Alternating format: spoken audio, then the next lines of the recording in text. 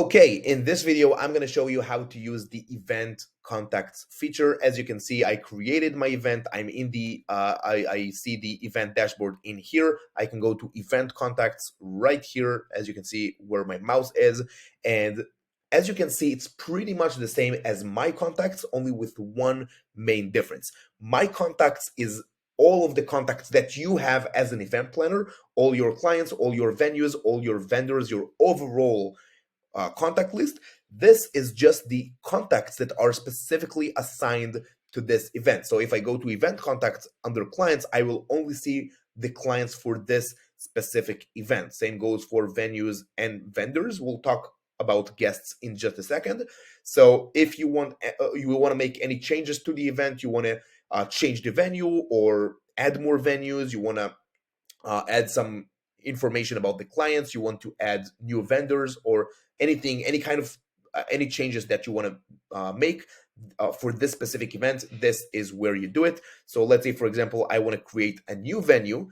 So I already have the venue that I created and assigned to this event. I want to add a second venue. I can just click add venue in here. I can either add a completely new one or choose from list. If I already have it under my contacts, I can choose from list and choose whichever one I want. For, let's say, for this one, for example, click select, and this will automatically add the venue, boom, to the event. If you want, you can of course create a completely new one, add a new venue. You can put in there the venue name, the contact information.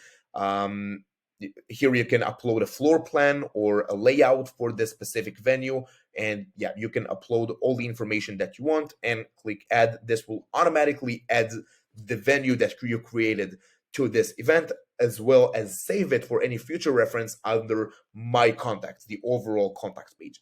Same goes for clients, venues, vendors. Of course, you can add new vendors as well. We will change the wording of this. This shouldn't be floor plan. This is going to be any files that you want to add and attach to this specific vendor, if it's contracts or whatever you want to add for this specific vendor. Of course, you can select what you're gonna hide or show. So if I don't want to see phone numbers, I only want to see vendor names, for example, I can unchoose everything other than names, and now I will only see the vendor names. If I want to see names and emails, I can turn this on. I will see emails, and of course, you can play with it. Just make sure you can see whatever you want. One more thing that we have on event contacts that we don't have under my contacts is the guest list. Under guest list, if you have a guest list or your client has a guest list, of course, you can give them access so they can come here and upload their own guest list, or you can do it by yourself, whatever you want. You can either add guests manually, you can add guests manually, and now you can put in their information, their name, last name, contact information, how many seats, party names, RSVPs. So if they're pending or confirmed attendance, we can choose yes, of course. Phone number, we can select meals or create new meals that we have for this specific event.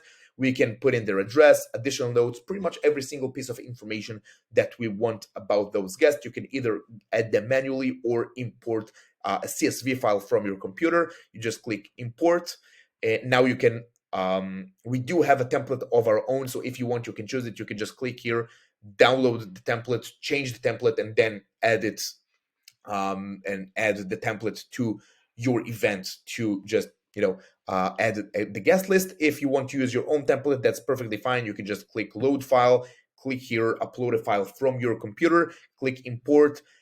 It will automatically map the fields and add auto-populates the entire guest list in Expressio. So then you can make any changes or customize it however you want.